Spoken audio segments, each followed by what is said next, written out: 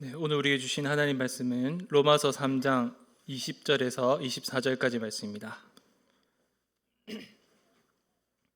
로마서 3장 20절로 24절까지 말씀, 신약성경 243페이지입니다.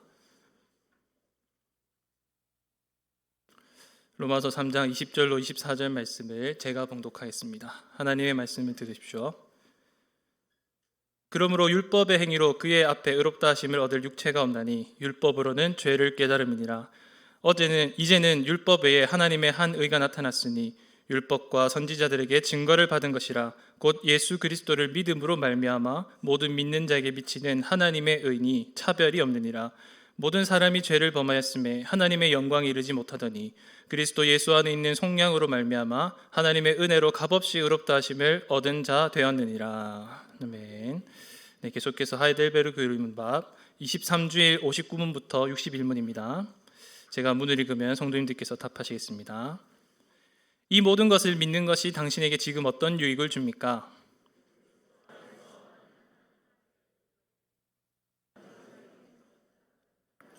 당신은 어떻게 하나님 앞에서 의롭게 됩니까?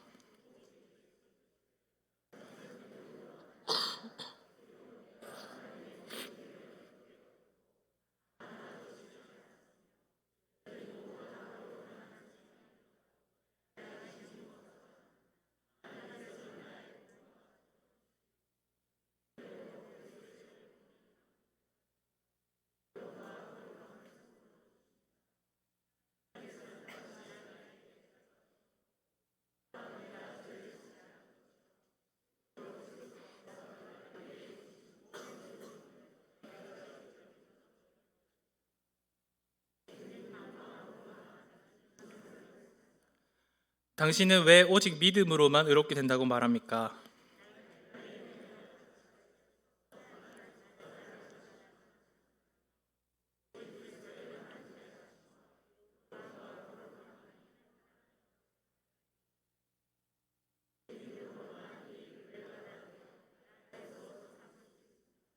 아멘. 네, 주 예수 그리스도의 사랑하는 성도 여러분, 만일 우리 인생에 이런 일이 벌어진다면 성도님들께서는 과연 어떤 기분이 드실까요? 드라마 얘기를 조금 하겠습니다. 미국 드라마 중에 지정생존자라는 드라마가 있습니다. 우리나라에도 이렇게 편집돼서 리메이크된 드라마가 있는데요. 어느 날 미국 국회의사당에 폭탄이 터졌습니다. 테러가 일어나서 국회의사당에 있던 대통령과 모든 강요들이 다 직사하게 됩니다. 그리고 그날에 참석하지 않았던 어떤 일개 장관 톰 커크만이 어부지리로 미국 대통령이 되게 됩니다. 그리고 그 톰 커크만이라는 사람에게는 아들 하나가 있었습니다. 근데 이 아들이 아주 한량이었습니다. 매일 클럽을 전전하면서 마약에 빠져 살았던 그런 아들이었습니다. 근데 어느 날 아들이 여지없이 클럽에서 춤을 추고 있는데 어떤 건장한 남성들이 이렇게 들이닥쳐갖고 그 아들을 데리고 갔습니다. 차에 태워서 아무 말 없이 어딘가로 데려갔습니다. 그래서 그 아들은 마약을 팔다 보니까 혹시 자기를 경찰서에 연행하는가 싶어서 벌벌 떨고 있었는데요. 딱 차가 도착하니까 경찰서가 아니라 자기가 백악관에 와 있는 겁니다. 그리고 이 사람들이 말합니다. 이게 이제 이렇게 말합니다. 여기가 바로 네 새 집이야, 이렇게 얘기하게 됩니다. 그렇게 정말 클럽이나 전전하던 어떤 한 건장한 청년이 어느 날 갑자기 이렇게 백악관에서 살게 될 수 있는 그런 운명적인 드라마를 지금 말씀드린 겁니다. 누가 봐도 이거는 드라마에서나 있을 법한 일이죠. 전혀 현실적이지 못한, 실제로 일어날 수 없는 아주 드라마틱한 이야기입니다. 그런데 오늘 우리가 살펴보게 될 이 칭이라는 주제가 바로 이 드라마와 같다고 하면은 어떻겠습니까? 조금 이제 실감이 다르게 느껴지시죠? 물론 이 드라마와 직접적으로 연계된 내용은 아니겠지만 그럼에도 칭의를 생각할 때 이것은 굉장히 드라마틱한 내용을 갖고 있습니다. 본래는 우리가 전혀 그럴 인물들이 아닌데, 그럴 자격이 없는데 하나님의 아들이 되었다라고 선언하는 사건이 바로 칭의죠. 그래서 드라마를 생각하면은 아들이 하루아침에 방랑자에서 완전 마약쟁이에서 대통령의 아들로 신분이 변화됩니다. 그런데 우리가 알다시피 이 아들의 상태는 갑자기 확 바뀐 건 아닙니다. 상태가 바뀐 게 아니죠. 신분이 바뀌었습니다. 그러니까 예전과는 달리 아들의 상태가 막 확 좋아지거나 당장이라도 과거를 청산하고 새로운 삶을 산다, 이런 내용은 아닙니다. 아들의 상태는 여전히 정상적이지 못하죠. 근데 이 드라마의 내용은 뭐냐면은 이 아들이 지금껏 어떤 삶을 살았던지 간에, 그리고 이 아들이 지금 현재 어떤 상태에 빠져 있든지 간에 이 아들의 신분이 달라졌다는 것입니다. 그게 바로 대통령의 아들이 된 것이죠. 똑같은 맥락에서 칭의도 생각해 볼 수 있습니다. 칭의가 뭐냐면은 우리가 흔히 이신칭의라고 부릅니다. 이신칭의, 뭐뭐로서 이자에 믿을 신자, 그 다음에 일컬을 칭자에 오를 이자, 뭐 복잡한데 풀어서 말씀드리면은 오직 믿음으로 말미암아 의롭다함을 얻는다라는 뜻입니다. 칭의죠. 근데 이 칭의를 말씀드리면은 별로 현실적이지 않다라고 생각하시는 분들이 많이 계십니다. 이 교리라는 내용 자체가 굉장히 현실과 궤이 있다고 생각하시는 분들이 있습니다. 거리감이 있다, 별로 현실적이지 않다, 특히 칭의는 더 그렇다, 의롭다 여긴 받는다 하는데 그게 무슨 말인지 잘 모르겠다, 이렇게 생각하시는 분들이 많이 계시죠. 근데 사실 이건 굉장히 현실적인 내용입니다.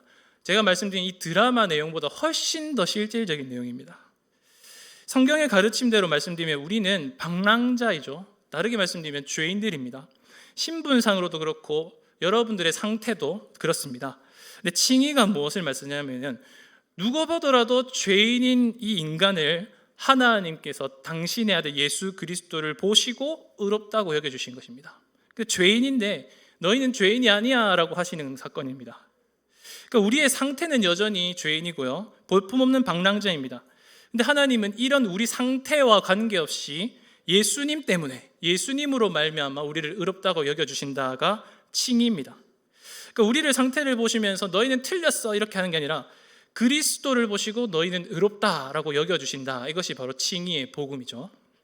그래서 오늘 우리가 살펴볼 것은 이 복음의 가장 큰 백미라고 할 수 있는 칭의에 관해서 한번 배워보도록 하겠습니다.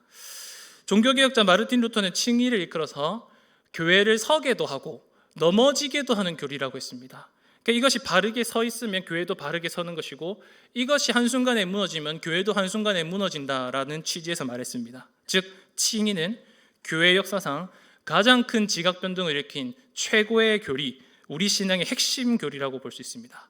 그렇다면 이 칭의가 도대체 무슨 의미가 있을지를 오늘 요리문답의 순서를 따라서 총 3가지 대지로 말씀을 나누겠습니다. 화면을 한번 보여주십시오. 네, 오늘 다룬 내용 총 3가지입니다. 첫 번째, 사도신경을 믿을 때 얻게 되는 유익이 무엇인가? 두 번째, 칭의란 무엇인가? 세 번째, 왜 오직 믿음인가? 이렇게 3가지입니다. 자, 첫 번째로 이제 시작하도록 하겠습니다. 사도신경을 믿을 때 얻게 되는 유익에 관해서 먼저 살펴보도록 하겠습니다.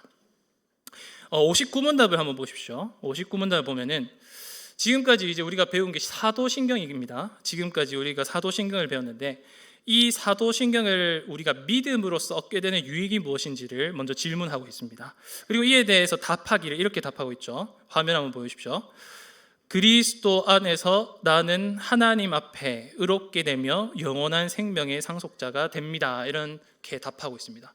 사도신경을 믿으면은 우리가 이런 유익을 얻게 된다라고 이렇게 고백을 하고 있습니다. 근데 이것은 사실 상식적인 대답은 아닙니다. 왜냐하면 우리는 사도신경을 배우면요, 어떤 유익을 얻을 수 있을까요? 보통은 우리가 교리 공부를 한다, 성경 공부를 한다 이렇게 하면 어떤 유익을 얻죠? 그냥 단순하게 지식적으로 조금 더 알았다 이렇게 답하는 경우가 많습니다. 지식적으로 조금 더 하나님을 알았다, 지식적으로 조금 더 기독교 신앙을 알았다. 주로 유익을 따지면은 지식적인 측면을 강조한다는 것이죠. 근데 요리문답은 무슨 방식으로 얘기하냐면은 잘 기억하십시오. 지식적인 측면이 아니라 실존적인 측면을 강조합니다. 말이 좀 어려울 수 있는데 이렇게 표현할 수 있습니다. 너희가 사도신경을 통해서 무엇을 알게 되었냐를 말하는 게 아니라 사도신경을 통해서 당신이 어떤 사람이 되었습니까를 묻는 것입니다.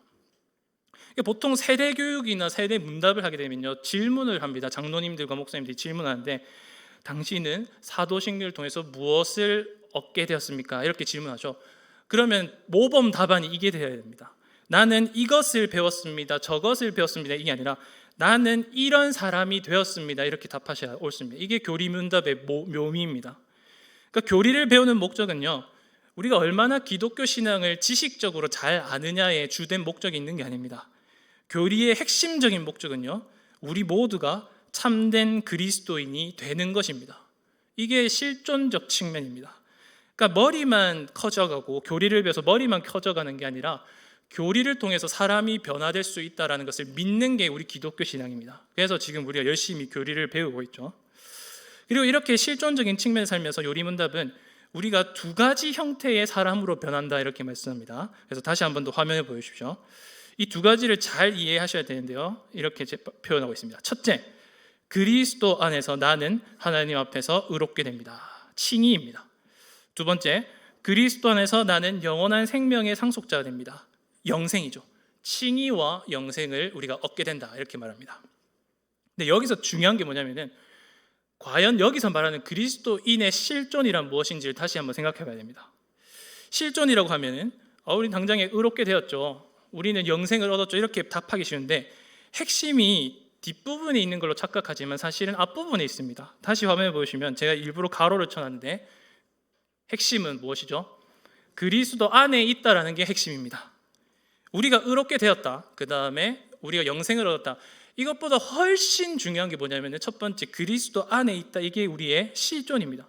예수 믿는 사람 누굽니까? 이렇게 물으면 바로 나와야 되는 대답이 우리는 그리스도 안에 있습니다. 이렇게 나와야 됩니다. 다시 요리문답을 보시면 이게 아주 쉬운 문답입니다. 제 59문답을 쉽게 풀어서 말하면 이런 뜻이 됩니다. 나는 하나님 앞에서 의롭게 됩니다. 그런데 누구 안에서 그렇게 됩니까? 이렇게 묻는 것입니다. 그리스도 안에서죠. 그리고 나는 영원한 생명의 상속자가 됩니다 합니다. 그런데 누구 안에서 그렇게 됩니까? 했을 때에 그리스도 안에서. 핵심은 그리스도 안에서입니다. 이거를 놓쳐버리면은 칭이다, 영생이다, 이런 것들을 논할 수가 없습니다. 핵심은 그리스도 안에 있어야 된다는 것입니다. 그렇다면 성도 여러분, 우리는 왜 칭의와 영생을 말하기에 앞서서 그리스도 안에서를 다시 말해야 될까요? 이거는 정말 아주 상식적인 이 내용입니다. 예를 들어서 제가 한번 설명해 드리고 있습니다. 저에게는 이제 딸이 있습니다. 아주 작고 아주 사랑스러운 딸이 있습니다. 실제로 있습니다. 그리고 이 딸은 매일 제가 제공하는 음식과 맛있는 사탕과 또 옷들을 제공받습니다. 그러니까 제 딸이니까 당연히 제 안에서 여러 가지 혜택들을 자연스럽게 얻게 되는 것이죠. 그런데 어느 날 제 딸이 지금 4살인데 그럼에도 불구하고 선언을 하는 겁니다. 오늘부터 나는 아빠 딸이 아니야 이렇게 합니다. 이렇게 말하고 나서 제 딸이 제 안에서 제 밖으로 가출해 버립니다. 그러면 제 딸은 과연 제가 지금껏 제공했던 혜택들을 누릴 수 있을까요? 없을까요? 너무 간단한 거 아닙니까? 당연히 못 누리겠죠. 그래서 핵심은 뭐냐면은 혜택들이 주어지는데, 제 딸이라는 조건 하에서 혜택들이 주어지는데 제일 중요한 기준이 뭐냐면은 그 딸이 제 안에 있어야 된다는 게 제일 중요한 조건입니다. 혜택들은 많습니다. 근데 제일 중요한 게 뭐냐면 우선적으로 제일 먼저 제 안에 있어야만 그 혜택들을 누릴 수 있다는 것이죠. 그러니까 마찬가지입니다. 제 59문답도 똑같이 생각하셔야 됩니다. 우리는 칭의, 영생 이런 것들을 말하기 앞서서 무조건 그리스도 안에서를 먼저 생각해야 합니다. 그 이유는 간단하죠. 우리가 그리스도 안에 있지 못하면 그리스도께서 주시는 여러 가지 혜택들을 누릴 수 없기 때문입니다. 칭의, 영생, 말도 안 되는 것입니다. 칭의와 영생을 우리가 논하려면요, 반드시 그리스도 안에 있어야 합니다. 이것이 바로 그리스도인의 실존입니다. 우리의 실존은 무엇이냐, 곧 우리의 정체성은 무엇이냐 했을 때 우리는 예수님께 딱 붙어있는 사람들이다라는 정체성을 계속 가지고 계셔야 됩니다.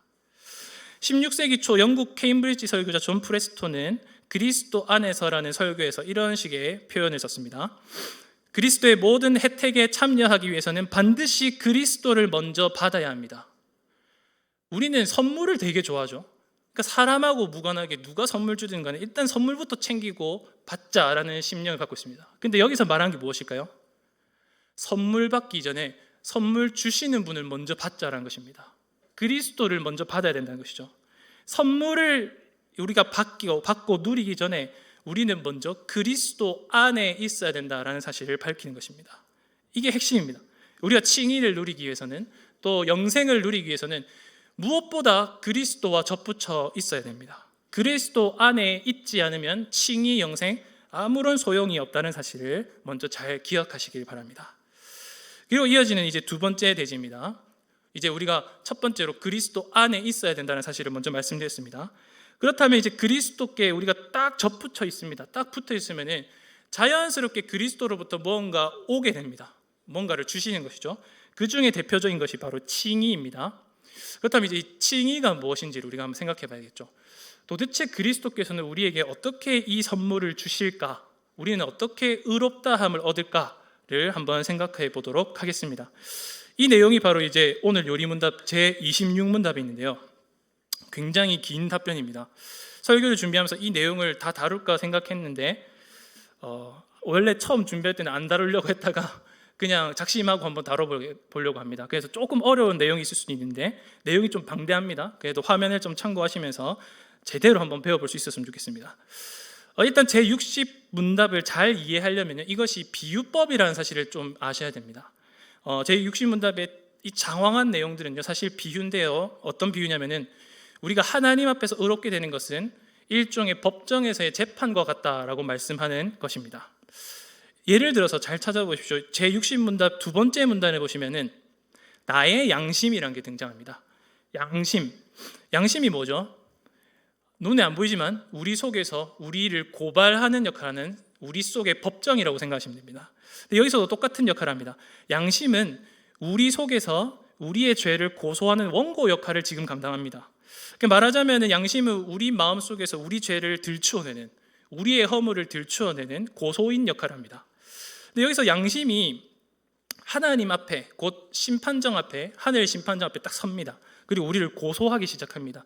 저 사람은 죄인이요, 저 사람은 허물 많은 사람이요, 이렇게 죄를 고발합니다. 근데 그 죄목이 세 가지입니다. 화면 한번 보여주십시오.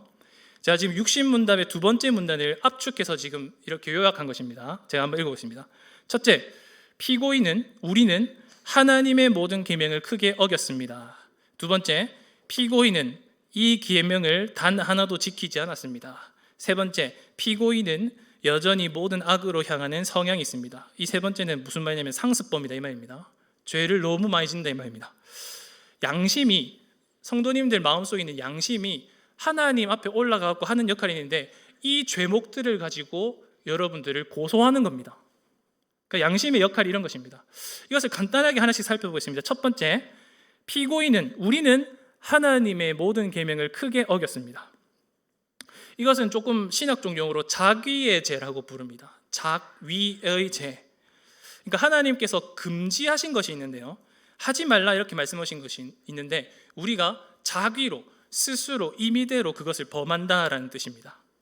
그러니까 하지 말라고 하면 안 해야 정상인데 우리는 귀엽고 하고 싶은 마음이 있다는 것입니다. 그러니까 물론 우리는 지금 여기서 말씀하기를 크게 어겼다라고 하죠. 그러니까 우리는 생각하기를 나는 계명 별로 크게 어긴 적 없는데 이렇게 말할 수도 있습니다. 그러니까 우리 스스로를 변론할 때 나는 간음 안 했어요, 나는 도둑질하지 않았어요, 나는 살인하지 않았어요, 이렇게 나는 별로 큰 죄는 범하지 않았습니다 라고 이렇게 변론할 수도 있습니다.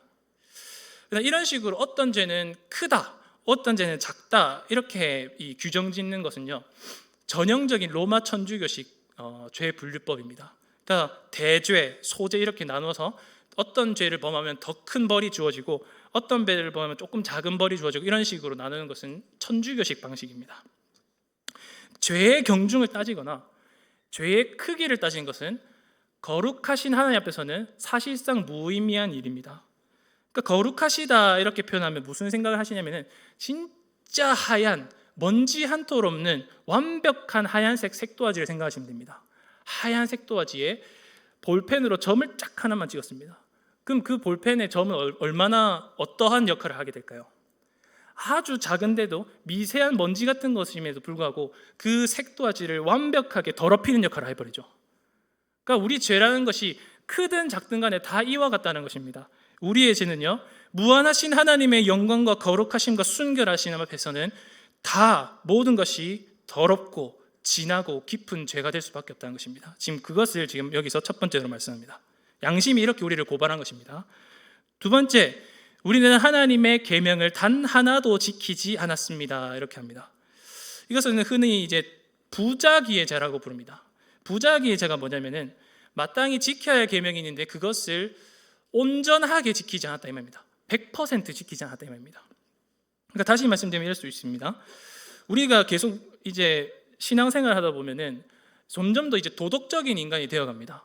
그러니까 교회의 신앙생활 하다 보면은 자연스럽게 우리는 도덕적 인간이 될 수밖에 없습니다. 즉 십계명 말씀을 읽고 그것을 듣다 보면은 우리는 웬만하면 계명을 잘 지키는 사람으로 변모합니다. 하나님 사랑하고 이웃을 사랑하는 사람 되죠. 근데 여기서 지금 부자기에 제가 말하는 게 뭐냐면은 너희가 하나님 사랑하고 이웃 사랑하는데 그것을 정말 온전하게 100% 완벽하게 지켰냐 이 말입니다. 그러니까 이게 지금 말씀드린 게 뭐냐면은 80%, 90%, 99.9999%도 죄가 된다는 겁니다. 하나님께서는 오로지 100%만 요구한다 이 말입니다. 이게 바로 부자기의 죄입니다. 그러니까 우리는 이 계명을 단 하나도 지키지 않았습니다. 이 말이 무슨 말이냐면은 지키진 지켰죠. 그런데 모자라게 지켰다 이 말입니다. 불충분했다 이 말입니다. 하나님께서는 완벽하신 분이기 때문에 우리에게 언제나 완벽한 것을 요구하시지만 우리는 항상 99% 모자란 것만 지켰다 이 말입니다. 그래서 우리는 죄인이란 것입니다. 이건 어쩔 수 없습니다. 왜냐하면 하나님의 속성이 완벽하기 때문입니다. 우리는 어떤 경우에서라도 하나님 앞에서 의로울 수 없다라는 사실을 지금 여기서 말씀하는 것입니다. 이게 바로 부자기의 죄입니다. 양심이 그렇게 우리를 고발합니다. 마지막 세 번째, 우리는 여전히 모든 악으로 향하는 성향이 있습니다. 쉽게 말씀드리면 상습범이다 이 말입니다. 똑같은 죄인데 몇십 년을 저질러도 안 고쳐집니다. 이상하지 않습니까? 똑같은 죄인데 이것을 어떤 순간에는 죄를 미워할 때도 있지만 어떨 때는 이 죄를 너무 사랑하는 거예요. 가만히 냅두면 알아서 죄를 범한다. 이게 바로 죄인 인간의 본성입니다. 그래서 칼빈 선생님이 말하기를 죄인인 인간은요 우상을 제조하는 우상 공장장과 같습니다. 가만 놔두면 알아서 우상을 만들어내는 죄 덩어리 인생이다 이렇게 표현합니다. 이것이 바로 세 번째입니다.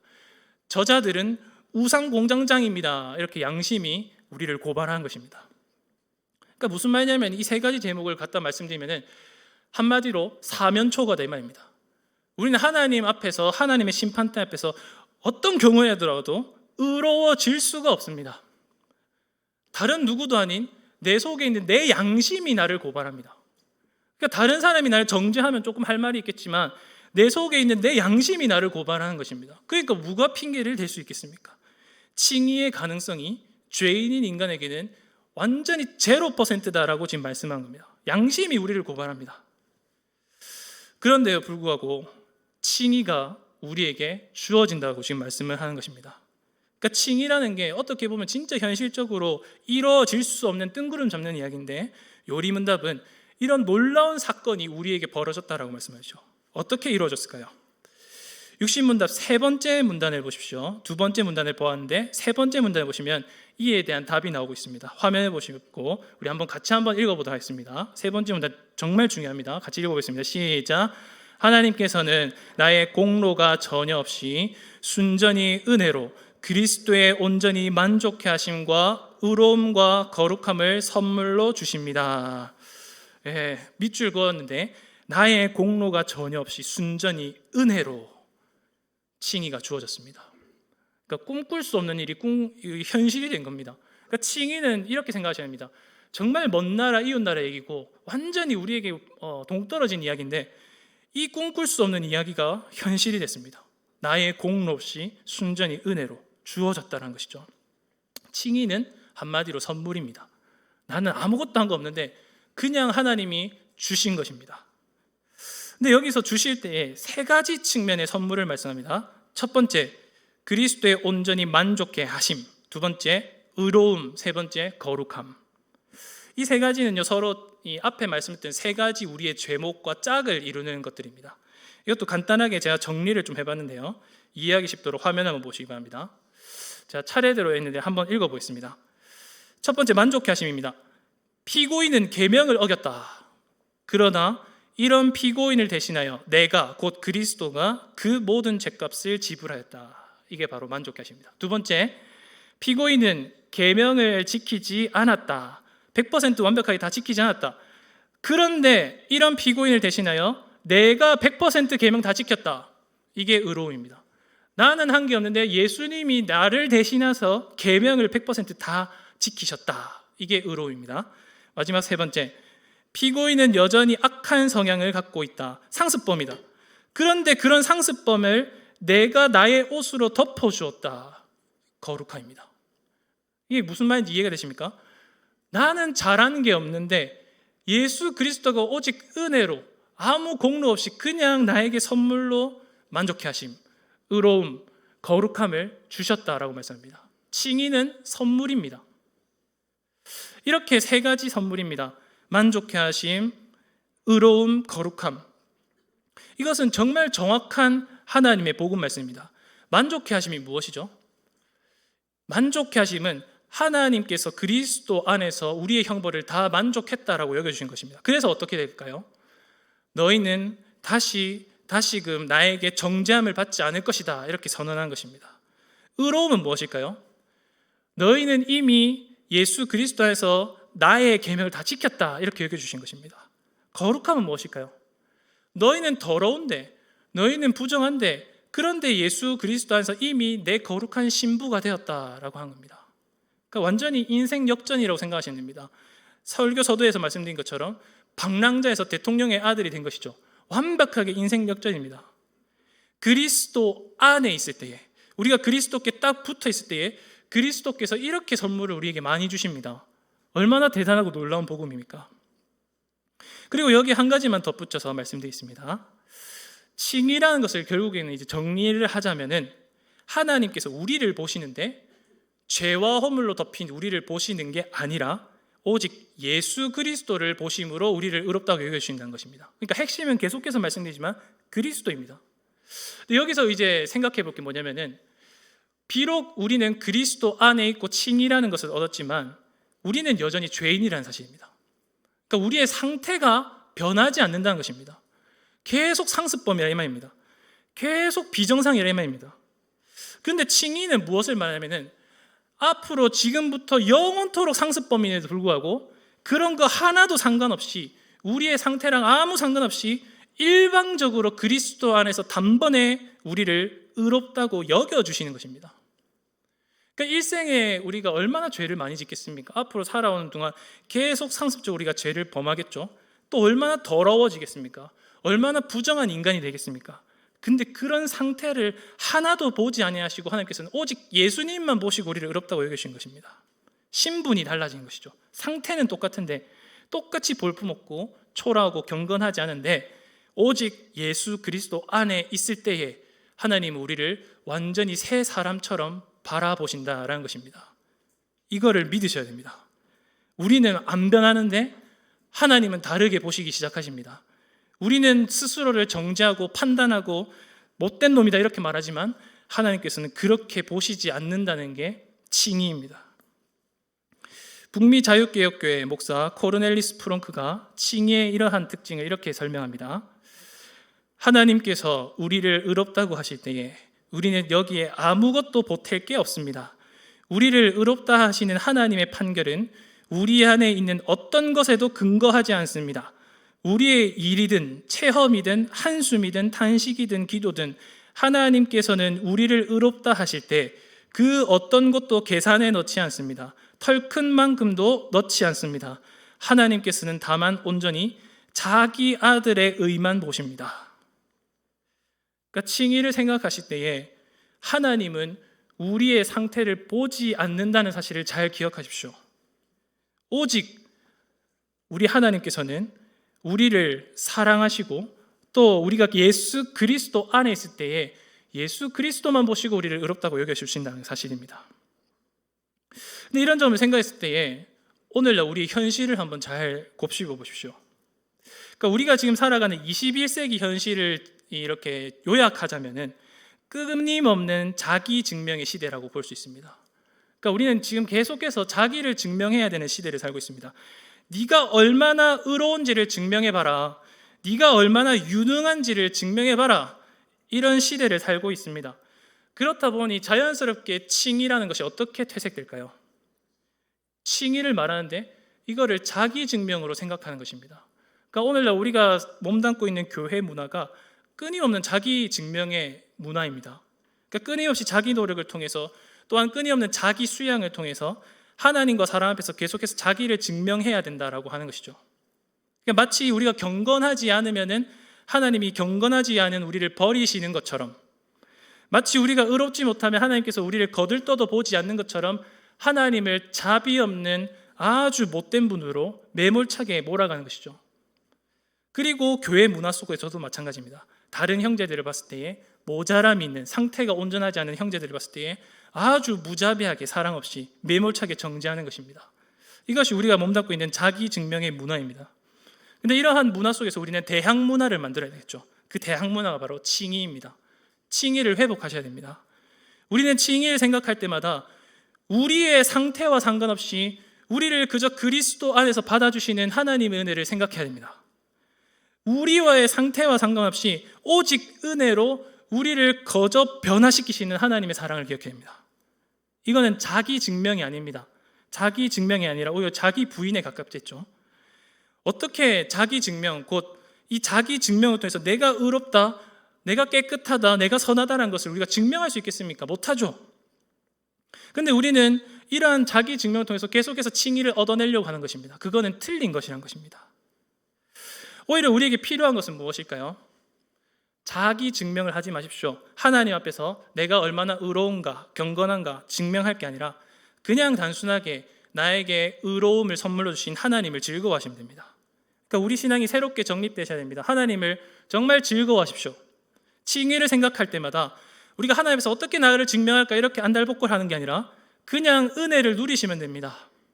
하나님을 즐거워하고 그 하나님을 찬양하는 법을 배워가시면 됩니다. 그게 바로 신앙생활이란 것입니다. 그렇다면 성도 여러분, 이제 마지막 세 번째입니다. 세 번째 대지. 그렇다면 왜 오직 믿음인가를 생각해 보겠습니다. 왜 오직 믿음인가? 그러니까 칭의를 말하는데 왜 꼭 오직 믿음이어야 되는가를 간단하게 살펴보겠습니다. 이거는 제61문답에 나오는 주제입니다. 제61문답은 우리가 왜 오직 믿음으로만 의롭게 되는지를 설명하는데요, 믿음에 관해서 너무 중요한 가르침을 제공해주고 있습니다.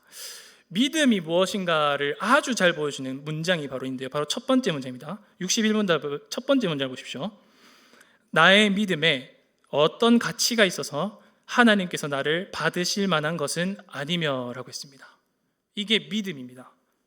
그러니까 다시 말씀드리면 믿음은 뭐냐면은 어떤 가치가 있어서 받으시는 게 아니라고 했습니다. 이 말인 즉슨 무슨 말이죠? 나의 믿음은 사실상 하나님께서 보시기에 아무런 가치가 없다란 말입니다. 이게 믿음입니다. 믿음은 무가치한 것입니다. 이거는 이제 교회에서나 기독교에서 말하는 통례적인 일반적인 믿음에 대한 정의와는 조금 다르죠. 믿음은 보통 우리가 가치롭다고 여기지 않습니까? 근데 요리문답이 말한 것은 뭐냐면 믿음은 무가치하다라고 밝힙니다. 이건 조금 다르게 말씀드리면 믿음은 어떠한 공로를 내세울 수 없다라는 의미입니다. 그러니까 우리 믿음이 무슨 가치가 있어서 무슨 내세울 만한 게 있어서 그 믿음을 보시고 하나님이 우리를 의롭게 여기시냐 했을 때 그게 아니라는 것입니다. 그러니까 많은 분들이 착각하죠. 믿음이 공로다, 믿음은 가치 있는 것이다, 믿음은 무슨 내용물이 있는 것이다 라고 하는데 그거는 다 틀린 말이라는 것입니다. 성경은 무엇을 가르치느냐? 네 믿음을 가지고 네 신앙을 증명해라, 네 믿음을 가지고 네 가치를 증명해라, 이런 말씀 안 한다는 것입니다. 우리 믿음은 무가치하다, 이게 성경의 가르침입니다. 믿음이 뭔지를 다시 한 번 더 잘 생각해 보십시오. 너무 중요한 주제지 않습니까? 사실 이것은 제가 요리문답 제7주일을 설교할 때 말씀드린 바 있습니다. 그때 제가 뭐라고 요약해서 말씀드렸냐면 믿음은 곧 전적인 무능함과 동시에 전적인 의존이라고 했습니다. 전적인 무능함과 동시에 전적인 의존이다. 이게 믿음입니다. 이게 무슨 말일까요? 그러니까 우리는 보통 믿음을 생각할 때 어떤 식으로 정의를 내리냐면 잘 들어보십시오. 정말 우리가 찬송을 볼 때 그 가사가 다 이런 식입니다. 믿음은 초인적인 힘과 능력과 용기와 지혜를 불러일으킨다. 그 힘과 능력과 지혜와 용기를 가지고 나아가라. 이게 믿음이라고 생각을 하죠. 그래서 믿음으로 힘을 얻자, 믿음으로 용기를 내자, 믿음으로 그물을 던지자, 이런 식의 표현들을 씁니다. 근데 이것은 사실은 믿음을 올바르게 반영한 표현이 아닙니다. 오히려 믿음이 뭐냐면은 힘과 능력과 용기와 권세와 지혜의 정반대말입니다. 믿음은 한마디로 나는 구제불능이라 이 말입니다. 나는 전적으로 무능하다 이 말입니다. 나는 뭐든지 다 할 수 있습니다, 이게 아니라 나는 아무것도 할 수 없습니다, 이게 믿음입니다. 나는 완전히 구제불능입니다, 그러니까 제발 나를 도와주십시오, 이게 믿음의 표현법입니다. 그러니까 요리문답 제61문답대로 말씀드리자면 믿음은 정말 무가치한 것입니다. 그러니까 무가치하다는 게 무슨 말일까요? 가치가 없다는 거죠. 가치를 부여할 수 없을 만큼 이 믿음이라는 게 볼품없다 이 말입니다. 그러니까 예를 들어 보겠습니다. 사람들은 명품이란 것에 가치를 부여합니다. 그래서 명품이란 것에 여러 가지 가치를 부여하죠. 뭐 예를 들어서 어떤 물건이 있으면은 이건 어떤 브랜드요, 그리고 어떤 작가가 만든 신상입니다. 이건 뭐 세계에 단 하나뿐인 제품입니다. 이런 식으로 이 가치 부여를 합니다. 근데 믿음이란 거는 뭐냐면은 명품이 아닙니다. 이건 뭐냐면은 그냥 길거리에서 우리가 흔하게 볼 수 있는 잔물이라고 생각하시면 됩니다. 잔물이 무엇이죠? 가치를 부여할 수 없을 만큼 볼품없다는 것입니다. 가치 부여하는 것 자체도 우습다 이 말입니다. 믿음이 원래 그런 것입니다. 근데 하나님께서 보시기에 우리 믿음이란 게 도대체 무엇일까요? 이렇게 볼품없는 것인데 무가치한 것인데 그것을 통하여서 우리를 의롭다고 여겨주신 것입니다. 그러니까 전적인 무능함이 반드시 필요하다는 것이죠. 전적인 무능함이란 것이 있을 때야 비로소 믿음이란 게 가치를 띈다 이 말입니다. 믿음 가지고 자기 자랑하거나 믿음 가지고 내가 이런 사람이요 저런 사람이요 얘기할 수 자체가 없다는 것입니다. 너무도 전적으로 무능하기 때문에 아무것도 할 수 없기 때문에 그래서 하나님을 의지합니다 라고 하게 되는 게 바로 믿음이라는 것이죠. 그래서 전적인 무능함은 또한 동시에 전적인 의존입니다. 그러니까 61문답 뒷부분에 나오는 내용이 그렇습니다. 이 전적인 무능함이 있게 되면요 반드시 그 다음에 전적인 의존이 따릅니다. 내가 아무것도 할 수 없기 때문에 비로소 내가 누군가를 의존하게 되는 것이죠. 내가 아무것도 할 수 없는 구제불능인 상태이기 때문에 내가 그때야 비로소 누군가를 의존하게 됩니다. 바로 예수 그리스도이죠. 그러니까 믿음을 잘 생각해 보십시오. 특히 전적인 의존을 한번 잘 생각해 보십시오. 이 의존이라는 개념을 오늘날 또 현대인들은 어떻게 생각하는 것일까요? 우리가 이제 믿음을 얘기할 때 하나님 의존합니다, 예수 그리스도 의존합니다 이렇게 말을 많이 합니다. 근데 정작 우리 인식 속에서 성도님들의 마음 속에서 그 믿음은 어떻게 발휘될까요? 사실은 중요한 순간에는 하나님을 의존한다라는 생각 자체가 잘 들지 않습니다. 그렇지 않나요? 그러니까 약간 조금 심리적으로 생각해 보실 필요가 있는데요.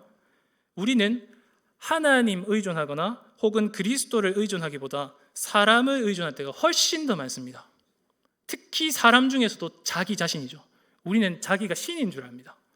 그게 우리 인식입니다. 그러니까 믿음이라는 용어를 가져다 쓰는데 정작 삶의 모든 길에서는 이것은 내 스스로 헤쳐가야 될 일이라고 고집부립니다. 이게 우리의 믿음입니다. 이건 거짓 믿음이죠. 그러니까 전적인 무능함을 제대로 인식하지 못하면은 믿음 자체를 설명할 수 없습니다. 우리는 무능해야 됩니다. 이게 가치가 없어야 됩니다. 우리 스스로가 가치 없다라는 생각이 먼저 있어야만 우리는 의존할 수 있습니다. 누군가를 의존할 수 있습니다. 그래서 성도 여러분 정리해 보자면 우리는 칭의를 생각할 때 특별히 오직 믿음이란 것을 생각할 때 무엇보다 우리가 얼마나 무능한 존재인지를 잘 인식해야 됩니다. 무능해야 됩니다. 거듭 말씀드리지만 우리는 전적으로 무능한 존재여야 합니다. 아무것도 할 수 없습니다. 때문에 우리는 어떤 경우에도 자기 자신을 의존하는 법을 벗어버려야 됩니다. 계속 나는 할 수 있다, 나는 할 수 있다 이런 식으로 헛다리 짚으면 안 됩니다. 우리가 자꾸 헛다리를 짚죠. 나는 할 수 있어, 나는 내 믿음으로 할 수 있어 이런 식의 표현법은요 정말 거짓 믿음에 가깝습니다. 오히려 우리는 반대가 되어야겠죠. 나는 할 수 없습니다. 나는 할 수 없습니다. 우리는 할 수 없습니다. 그러니까 오직 주님만을 의존합니다. 그러니까 주님만을 믿습니다. 이렇게 가야 오직 믿음이 된 겁니다. 칭의라는 것이 그런 것입니다. 우리를 의존했던 모든 것을 다 벗어버리고 오직 예수 그리스도만 의존하겠다. 이것이 바로 오직 믿음의 뜻이라는 것입니다. 따라서 성도 여러분 이제 말씀을 맺겠습니다. 오직 믿음이란 것을 잘 한번 새겨보시길 바랍니다. 종교개혁자 마르틴 루터가 말하기를 믿음은 이 세상에서 아무것도 가질 것 없는 빈털터리가 단지 나를 사랑한다고 말씀하시는 그분께 빈손을 들고 나아가는 것이다 라고 했습니다. 아무것도 없다.